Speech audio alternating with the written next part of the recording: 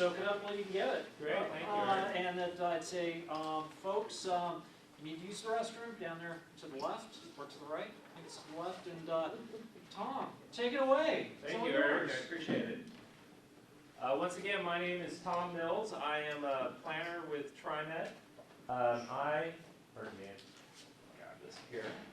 I'm here today to talk to you about what we call the West Side Service Enhancement Plan.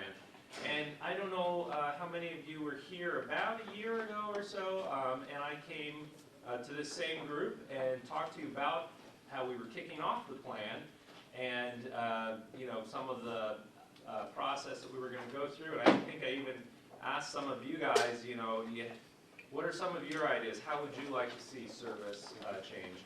And so a year later, we've had a lot of conversations with the community. We've done a lot of demographic work.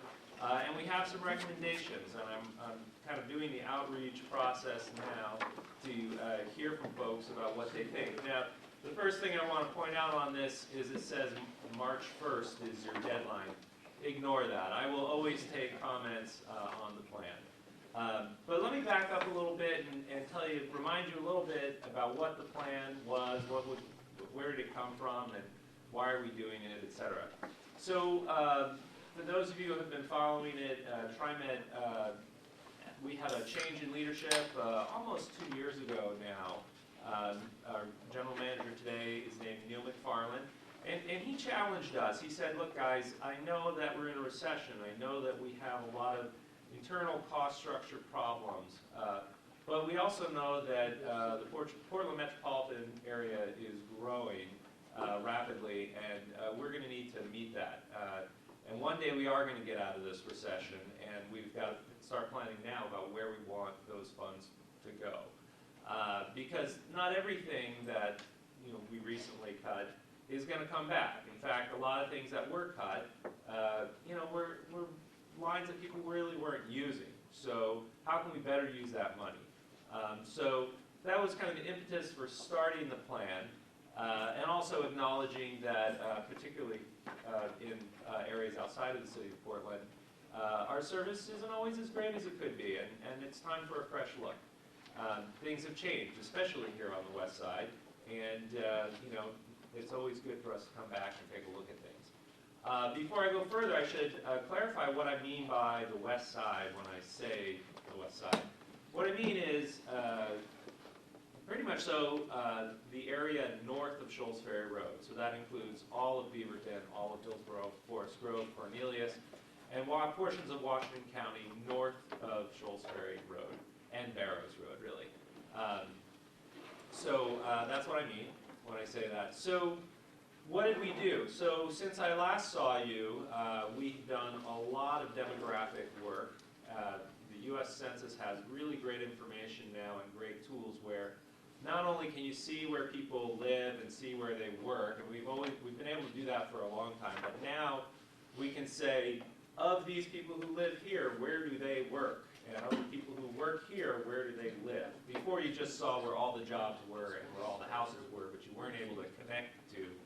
Now we're able to do that. And so now, when I look at a community like Aloha, I know where you folks are traveling to go to work. And when I look at a major employer, like say Nike, I know where their employees live generally. And so, not down to the address, but just in a group, as a large group, as a large dot on the map, I know that that's a big area where Nike employees live. And now I can connect the bus service to where people live. So that was really kind of an aha moment for us. Secondly, we did a survey. We conducted a survey. Some of you may have received a postcard from us earlier in 2012 where we basically sent a postcard to you and said, if you'd like to take this survey, please get online and you can take the survey. If you don't have access to the internet, give us a call. We'll mail you the survey. We sent this postcard out to 20,000 addresses. We had almost 700 responses. And we were able to get a sense of travel behavior on the west side. What are some of the challenges people are having? Where are they going? If they use TriMet. If they don't use TriMet, why don't they use TriMet? So we were able to use that information as well. And then thirdly, and this is probably most importantly, I've gone on a listening tour. In fact, a year ago when I spoke to you, that was part of the tour. I wanted to hear feedback from you on what your challenges are and what you'd like to see differently. And I've done that with all the CPOs on the west side. I've done it with the business groups. I've done it with individual businesses. I've done it with nonprofit groups that are serving kind of the social services end of things, and all the different jurisdictions. Many of these folks I've met with more than once and have heard a lot of great information, oftentimes a lot of the same thing. And so definitely the message was received on our end. So what I wanted to do today is go through this real quickly and then talk specifically about ALOA and how some of these recommendations impact ALOA. So real quickly, the first recommendation was better transit connections. If you look at our service today, I'd like to say we have about half a grid. Most of our service goes east-west. We have pretty limited north-south service. In fact, I think that was one of the issues that was brought up by this group a year ago. So, we recognize that it's time to start thinking differently. The last time we've really taken a comprehensive look at service on the west side was just before West Side Max opened. And I think the prevailing thought at the time was that, well, gee, everyone's going to get on a bus and ride to the Max and ride into downtown Portland. And likewise, people will ride out of downtown Portland, transfer to a bus, and go to where they need to go. And so we have these kind of looping buses that go around that are just feeding Max. When in truth, the research is showing us that a lot of people who live on the west side also work on the west side, and Max is not a factor for them. In fact, if we don't have north-south service for them, then they can't use TriMet at all. So that's really an important point, and we want to recognize that and correct that. Especially as Todd had mentioned, the west side is growing so rapidly. I know you all know all about South Hillsborough and how large that's going to be. We want to play an important role in helping to solve transportation problems related to that, as well as areas like North Bethany, Amber Glen, Northwest Forest Grove, etc. So better connections is really the answer, we think. So that means restructuring some of our service. You'll see on the back, this is a concept map. Obviously, the streets on the west side aren't quite the grid that this is showing, but the idea is to create as much of a grid as we can. Not every street goes through, some curve around, but the idea is that we get you to be able to provide those trips to people who are trying to stay on the west side, but also be able to provide the trips for people who are trying to go east-west into downtown Portland or out of downtown Portland, to be able to do both. And so that's what we're trying to do, which means we are going to have to move some bus routes around, which might be a little disruptive for some people. So secondly, the second kind of major important point is what we like to say, less waiting, faster trips. Currently now, on some of our bus routes, the frequency just isn't there for people to be able to use. It would be great. It's great if you have a bus that takes you from your home to where you work, but if it comes every 40 minutes or if it comes every 60 minutes, what's the point, right? And so we need to look to increase our frequency. And that's really where the big cost comes. It's one thing to move buses around, and that can cost a little money. But the big cost is adding frequency, because what that really means is more buses, more operators. Operators are really what it drives it, because that's an ongoing expense. And so that's where the future challenge is going to be for us financially, is how do we increase frequency on these lines so that they're more usable for folks. So some of the recommendations we have are to increase the number of what we call frequent service lines. Those are lines that run every 15 minutes or more throughout the day. But also just have kind of a base level of, every 15 minutes in the peak and at least every half hour in the off-peak. If we can't run more regularly than every half hour, what's the point of even doing it? That's kind of the base that we hope to get to. We can't do it tomorrow, but that's kind of what we aspire to reach. Thirdly, a safe place to walk. TriMet likes to say that every transit rider is at first, and last frankly, a pedestrian. And if you have to walk through mud, or if you have to cross a busy street that isn't without a signalized crossing, you're going to be discouraged from riding transit. However, unfortunately, TriMet doesn't have much say in what the pedestrian environment looks like. Although we try to partner with the counties and the cities to improve the pedestrian environment, fill the sidewalk gaps, close the crossings. So, we're working together. We're identifying grant opportunities with the counties, or with the county and the cities.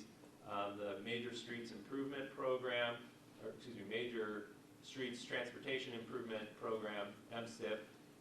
We try to, get in there and have our influence as well, and try to direct some of those decisions towards major bus lines, so that as many people as possible can have a safe, clean, pleasant place to walk to a bus. And then when they get to the bus stop, that's where we come in. We can do more to be able to improve those bus stops. It's not always as easy as it seems. Sometimes the right-of-way is just not there for us to be able to build a pad. The obvious example is on TV Highway, where the railroad has the right-of-way, and they won't let us build a sidewalk or build pads for people to wait on. But it takes time. We have had some success with the railroad and ODOT, and so it takes a lot of time, a lot of cooperation, but we're working on that. The fourth recommendation really may not apply so much to the Aloha area. Well, somewhat, I guess, because you do have your area stretches up towards the max. The idea of bridging the last mile. This really relates to max. Where the max is, there are a lot of big destinations, particularly employment sites, that are just a little too far away to walk and a little too short to kind of wait for a bus, even if that bus is coming, in 3 minutes. So what are other ways people can access those destinations? One way, and we've had some luck with this, is to provide more bicycle storage facilities where people who are inclined can leave a bicycle there. They can leave it there over. I know of even people who leave their bicycle in a locked facility overnight.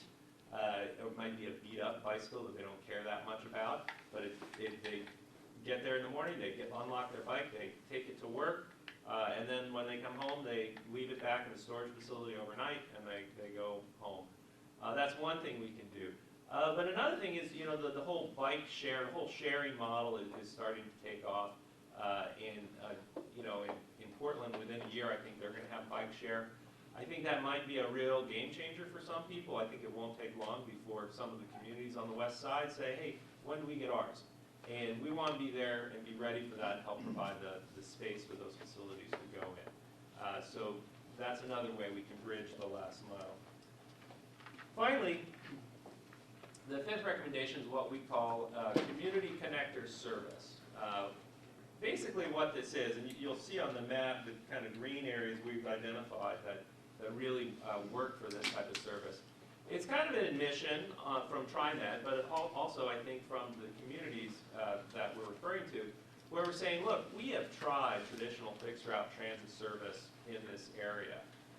Or even if we haven't, based on what we know in terms of the number of people who live and work here, the amount of space between buildings, there's just not enough people to support traditional bus service. But yet there's still some demand for something, some sort of transit service. So what can we do different that's not a big bus? Maybe it's a shuttle that is a dial-a-ride, or maybe it's a shuttle that runs on a route until 3 o'clock, and then at 3 o'clock it deviates because that's a big shift change for an industrial employer. Maybe it's just a whole host of stops with no particular route. You just call an operator on his cell phone, he will kind of change the route every time depending on who called them. So there's innovative models out there around the country that have been done that we may look to implement these kinds of services. But we're not going to say right now what those would look like. We would want to work with those communities to determine what should be there. In fact, right now, I was just today at a meeting in Forest Grove talking about what their service could look like, and we've even identified some grant funding that they may be able to pursue to implement it. So, you know, that would be maybe the pilot project, and see if we can get something like this off the ground. You'll notice that they all tend to be on the edges of the urban growth boundary and of our district, because those are areas that are the most difficult for us to serve. Now the key here is that at TriMet's cost structure, we probably can't do this. At one time we did have a shuttle in the Cedar Mill area, and that cost us about $25 per ride. It's just not cost efficient for us to do it. But what we can do is we can help identify other providers to do it for areas. We can help identify grant funding for those areas to figure out how to do it and to operate it. But we ourselves can't operate at our current cost structure. Now, we're going to be going into a new labor negotiation period. Maybe as part of that, we can be given the opportunity to contract out for service, and then now it's a whole different story. So, but right now we don't have that ability to do that, but hopefully in the future maybe we do. So that's the general idea of the plan, and I wanted to talk to you a little bit about what are some of the individual changes that we've identified for ALOA. So if it's okay, I'm just going to jump right in. I have them written down here. So the big one through ALOA is line 57, which operates on TV Highway. Today it's a frequent service line. It actually currently isn't operating at the frequency we want it to because of the recession, because of some internal TriMet financial issues related to our healthcare costs. But it is pretty darn frequent. It's every 17 minutes in the peaks and every 20 minutes off peak right now. We ultimately want to get that to 15-minute service. But even more so, our recommendation in the plan is to turn that into what we call a bus rapid, excuse me, pardon me, I shouldn't say that, a high-capacity transit route. High-capacity transit in the area is usually thought of as light rail. That is one way you could do high-capacity transit. Another would be to extend west along TV Highway. Or a third way would be to do something called bus rapid transit. I like to refer to bus rapid transit as light rail on wheels. Basically, it's buses that run at the frequency as light rail and with longer stop distances than rail, or excuse me, than your traditional bus. So kind of like light rail type stop distances and light rail frequencies, but you're using buses. Some other agencies have done it where they've dedicated a lane for their bus. Other agencies have done it where they have they just run it in traffic, but it's very frequent. One comes every 7 to 12 minutes. So there's different ways to do it, and our recommendation is to do a study. What would be the best form of high-capacity transit on TV Highway? And that doesn't prevent us from also running local service on top of it as well. So that's one of our recommendations, and that's right in line with the TV Highway Corridor Plan that the county and ODOT and the City of Hillsborough have been working on. It's also in line with Metro's high-capacity transit plan. So we'd like to have a regional study looking at that. So that's number one. Number two, line 88. Now I won't expect you guys to know every bus route by their line, so I'll explain. This is the line that runs down Farmington. It runs through your community on Hart, I believe, and then up 198th to Willow Creek. What we're suggesting here is, besides increasing frequency, running it further north, up 185th. I mean, let's extend it. Let's have it go further and be more useful to you. So have it run up 185th along Cornell to Chute Road and right into, through the jobs area along Cornell, Intel, even up into the Hillsborough industrial area. So really trying to connect people who live here with where the jobs are up north of here. So that's number 2. Number 3 is line 67. Now line 67, you may not know, it's one of our PCC buses, and it goes down Bethany Boulevard and it ends at Merlot Station. Well, gee, why couldn't we extend that one down to 170th and take 170th straight into your community, and even cut over, eventually over to Murray, into Progress Ridge, and then even going further into downtown Tigard. So you get this nice north-south connection right through your community. It'll take you to Tigard, take you to Progress Ridge, take you all the way up to PCC, take you to Max. There's a lot of destinations there that we're linking by doing that. And again, it gives you that north-south that I think, if I remember correctly, this community was, you folks at this meeting were saying a year ago you'd like to see more of. Thirdly, now, Baseline Road, that's kind of the northern portion of your CPO boundaries, is that right? Yeah. Okay. So the service we have on Baseline Road is frankly kind of funny. It's funky, really. It comes out of downtown Hillsborough. It goes to 231st, then it goes up 231st, then it goes down Evergreen, and eventually, you know, through Oak Hills and Cornell Road to Sunset Transit Center. So it really does kind of this Z thing. And it's serving very different communities. It's not really, you know, if Intel is kind of this great big job source, if you look at where this bus line is going, it's not serving the Intel workers. In fact, that bus line's called Line 47. I'll talk about Baseline Road in a second, but that bus line's called Line 47. Those workers are living up in Bethany, they're living in Tanasbourne, they're living in Orenco, they're living in the Century Boulevard, Cornelius Pass Road area, and one day they will be living in South Hillsborough. And so our idea here is to realign this bus, the northern portion, take it off out of Oak Hills, send it up to Bethany, PCC, and then the south portion, take it out of downtown and have it go straight into South Hillsborough. So you get this, again, kind of north-south. We still do a jog, but you get a nice north-south service here, ultimately. Now, but what do you do with Baseline Road? Well, Baseline Road, there's certainly no reason why Baseline Road shouldn't just go east-west, straight to Beaverton. And so have a line that just goes east-west. So now, again, we're building the grid, making more of a grid, instead of this crazy Z thing that we're doing. So, so that's what we'd like to do with Baseline Road. It's what we'd like to do with 231st. I recognize there's no bridge at Century Boulevard. You know, maybe short term we cut it over to Cornelius Pass Road. Maybe we decide, hey, Cornelius Pass Road is really where we need to be, or we'll decide Century Boulevard is where we need to be. That's all, you know, to be determined. I will say though, the northern portion of Line 47 going to Bethany, we are actually going to make that change this September, and we've been talking to the communities of Oak Hills and Rock Creek and riding the bus and talking to customers about it. I mentioned the 47. Another line is the 46. That, if you think the 47 is a funky route, you should see the 46.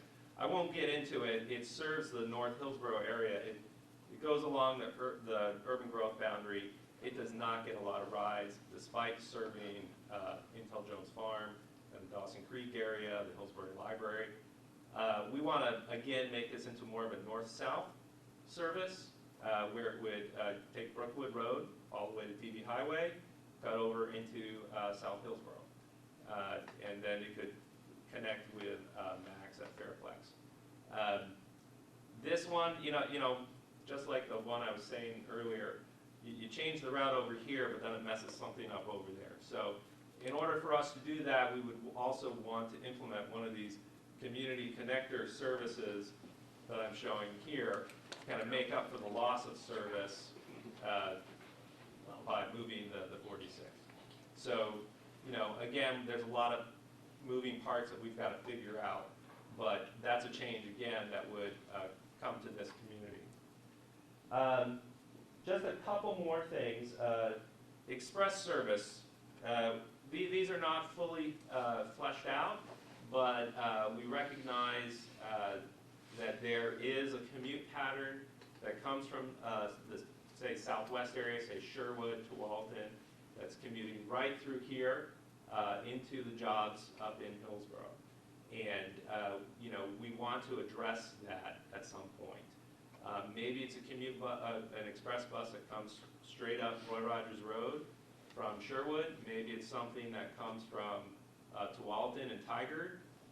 We still need to work that out. This process that we've had here on the west side, this summer we're going to be kicking off the same process for the southwest area, so that will be part of that discussion. But I think what we've come out of this process is kind of a demand for that commute pattern and something that's pretty rapid as well. I'm just about done. Two other things real quick. You probably noticed it, it's kind of obvious. Red-blue line switch. We are looking at possibly switching the endpoints of the red line and the blue line. Red line ends at VTC today, and the blue line goes all the way to downtown Hillsborough. The truth is, from some of the surveying we've done, we noticed that a lot of folks from East Multnomah County don't ride beyond Beaverton Transit Center, and a lot of people from Hillsborough and the west side don't ride past Gateway. So if we were to extend, so why are we only taking the red line to BTC? Why don't we take the red line all the way to downtown Hillsborough, and then we can take the blue line to BTC. So ideally, it's not going to cost a lot of money. There could be a cost, but maybe not a lot. And so maybe we can do something like that in the near term, and then the west side can have a one-seat ride to the airport. And not a lot of people's commutes are messed up from that. Last thing I want to say, and this is something that really isn't coming out of this plan, but I want to point it out and look for them. Starting this summer, you're going to start seeing new buses on the west side. Some of the buses we have on the west side, frankly, I'm embarrassed about. It's not surprising that some people aren't riding when you look at how old some of these buses are. What's going to happen is half of the newest buses, close to half, are going to be coming to the west side, but the other buses they're going to go to our center garage in southeast Portland. That's going to dislodge not our newest buses, but buses that are pretty new, and they're going to come to the west side, and that's going to dislodge a whole bunch of our oldest buses out here, and we're just going to get rid of them. The good news is you're going to start seeing newer buses here on the west side. So for those of you who ride, it'll be a more pleasant experience for you. So with that, that's everything I think that would impact Aloha. I'd love to hear, one, if you like it, if you hate it, if you have different ideas that I didn't even think of, fire away. Yes? I like the idea of the 88 and scooping through East Aloha and going up to the jobs. I think that's great. I like the fact that a lot of this spins around getting people from South Hillsborough, hopefully to the jobs that we think we're building those houses for. That's all great. I'm really concerned about the fact that every day in this neighborhood now, we're inundated by this word that you kind of addressed in your West Side Express thing, of this traffic moving from the, who knows where, Wilsonville, Tualatin, Tigard, Sherwood area, to the jobs in North Hillsborough. And I'm afraid that what I see on the map is that I don't think that moving that, trying to move that trip over onto Murray is the way to grab it. I think that, that's the politically correct way to do it because you're staying inside the urban growth boundary, but these people don't care about imaginary lines, and they're whipping over the top of Cooper Mountain using every little road they can and filling up. I mean, the other day, 209's backed up 9/10 of a mile. Sure. Trying to get across TV Highway. Well, all the others did too. My hope is that we can address that. So why in the heck wouldn't we trying to be innovative. And I'm not saying this bus needs to run all the day. This Yeah. could be a peak time, because those are peak trips, and a lot of it's one way. They're going one direction in the morning and the opposite direction at night. And I don't know how you schedule those kinds of things, but it seems to me that we need to think outside the box here. Get on the same roads those guys are on. Sure, so you bring up great points, and those are all points that I've thought about and have been talking to people about. So let me tell you, and all your ideas are still on the table. Just because I should say that everything you see on here that's different than what is out there today, just because it's on here and it's going to be in our plan doesn't mean it's locked in stone. Every change we make still needs to go through an extensive outreach process with the communities and our riders who would be impacted. And I'd like to say that we're going to be able to make every single change here, but I've been involved enough to know that that may not be the case. With that in mind, Roy Rogers Road, the reason that we aren't showing it here is, well, when I had done this graphic, my two concerns with Roy Rogers Road are, at one point, there are some curves in Roy Rogers Road which are pretty blind, and I'm not sure we can take safely a bus around those curves without crossing the center line. Now, I have since learned that as part of the, is it the South Cooper Mountain plan, those curves would be straightened out. Good. So there is a possibility to do it. The other concern I have about Roy Rogers Road is there's a section of the road that is just undeveloped. And those are areas that we can't stop and pick people up, which then limits our ridership, which then limits the viability of the route itself. Now, again, with the development of South Cooper Mountain, with the development of River Terrace, that eats up portions of those undeveloped areas. And of course, being undeveloped allows us to express a little further. So we may be able to take Roy Rogers Road straight up into the area. And that's the road that I think a lot of the traffic is coming on. But there's no Roy Rogers Road between Shoals Ferry and Farmington. Right. So what happens is it puts you into, it puts you into 170th, is my understanding. So we would have to hop into 170th. Other than that, it's not about not being in the urban growth boundary. We can go beyond the urban growth boundary.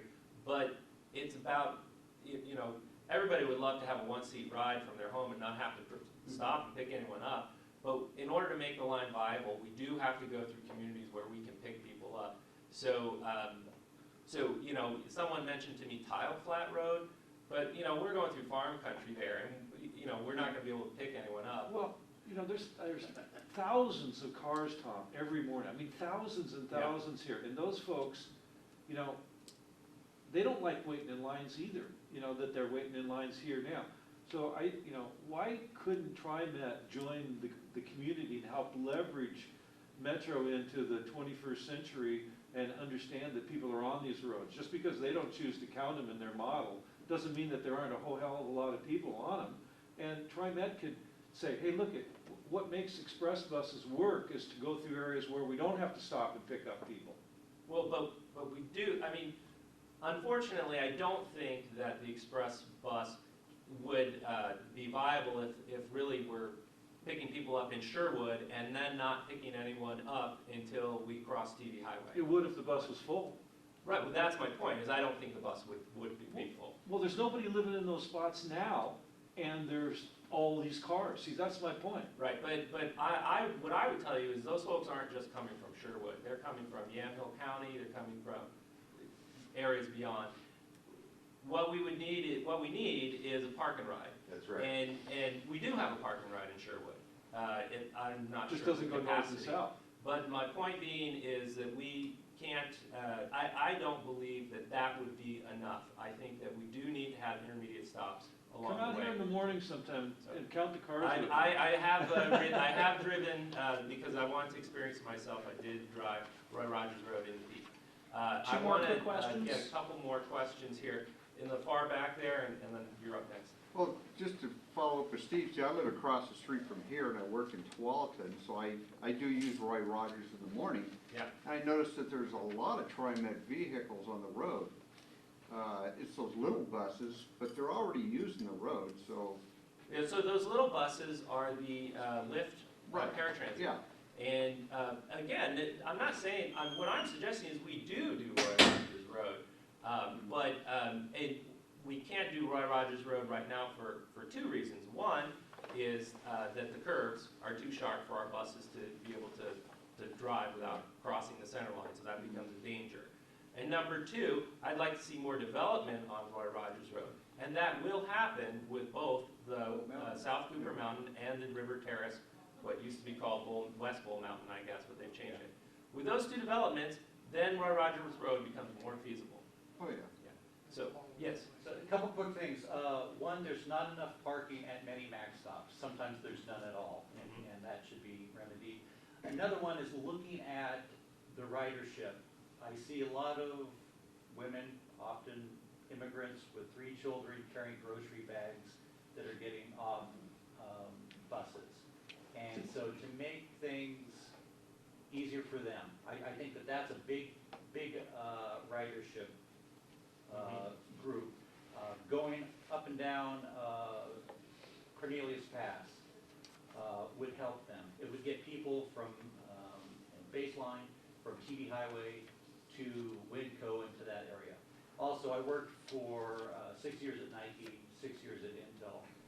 People that are making $80,000 a year aren't going to be riding the bus to work at those locations. I work at Intel Hawthorne Farms. There's very few riders that get off that stop and walk through the parking lot to our campus. The people that make less money, they're working later at night. The janitorial staff, they're being dropped off by their husbands or boyfriends, so they're not riding because there's no buses in that area, and they're not. And the MAX isn't running when they're getting off at 1:30 in the morning. So yeah, I mean, you bring up all really good points. Obviously we want to capture both markets that you talked about, the higher paying market and the lower paying market. Or in regards to say the $80,000 a year Intel engineer, a couple things we're doing. First of all, we're putting the bus where they live. So I mean, part of why we don't have them right now is because we're not going to where they live. So hopefully that's going to help. Number two, we're working with Intel to have a turnaround on their campus at a location that's pretty centralized. It won't just be TriMet buses, but it will also be all their shuttles. So we really, essentially, will be building a transit hub not us, Intel, is building a transit center on the Intel Rongler Acres campus for us. That's going to help. The other thing I mentioned for you is if you've been out by a Renko station lately, have you seen the apartment complexes that are exploding out there? From a Renko station, it's maybe a 10-minute ride. I think we can capture those riders, even if they make $80,000, because it's frankly going to be more of a pain for them to take their car, park it in the new parking garage, and then have to walk, 3 acres to get to their workstation. If we can drop them off in this centralized location, it might be an easier, better experience for them. But it's going to be a challenge. I certainly recognize that. Yes, sir. Parking rides. Parking rides. Especially off of Farmington, the old ones there. There's nothing over there. There's nothing for the people come off of Cooper Mountain to come down here if they wanted to take a ride somewhere, drop their car and ride the bus. You have to go all the way to TriMet or to Max in order to go do that. Yep. That's it. Yep. There aren't places for people to drop their cars. Well, hopefully, with this plan, I talked about the line that comes down 170th, which kind of goes, that's Cooper Mountain, right? Or, Yeah. right? So hopefully, Part of it, yeah. yeah. So hopefully, what I'm saying here is we're extending into those areas where people won't feel that they need to drive, but instead walk to the corner and pick up a bus to get to where they need to go. I gotta jump in and say, if you got a question, you can hopefully catch Tom on the way out. Yes, sir. This man deserves some applause, because we're going to close the meeting on